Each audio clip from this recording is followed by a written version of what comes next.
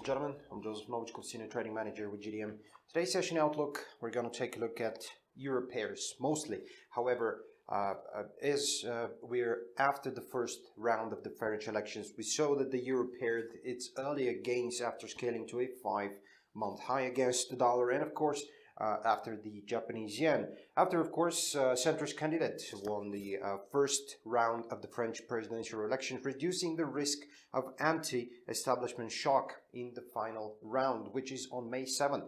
Now, the euro was up, as we can see, up to as much as closer to 1.1 against the dollar, this is 1.1% against the dollar at 1.0844. As we can see, that's a very huge gap from as low as 1.725. Now, we saw that the euro was gapped in the morning. Of course, we saw other currency pairs and commodities like gold, of course, on a risk aversion.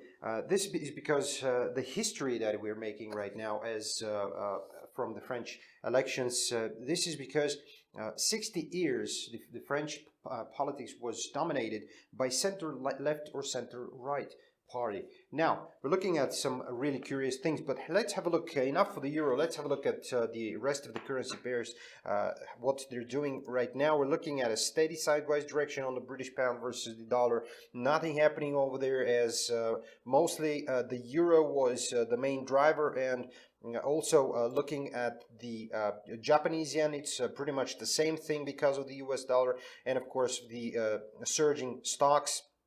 And we can see that it popped as high as 110.5 yen versus for $1. And of course, it's pairing a lot of these gains down to 110 pivot points, critical level for the dollar against the yen.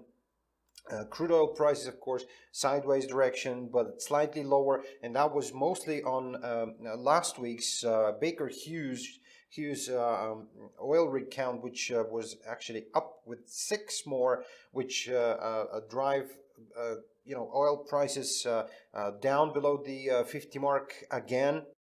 Also, looking at gold prices, we can see that the gap was pretty big on the gold prices as well since last week, roughly $12.40 down in the morning. Of course, it's bearing some gains right now as we're looking at a retracement towards the 200 exponential moving average over here, and the 50 should the 200 give ground. And this is mostly on the heavy impact of the French elections. But of course, we're looking at a final round from where we're going to be looking at Le Pen and Macron. Those two persons will fight together for who is actually going to take the president's seat.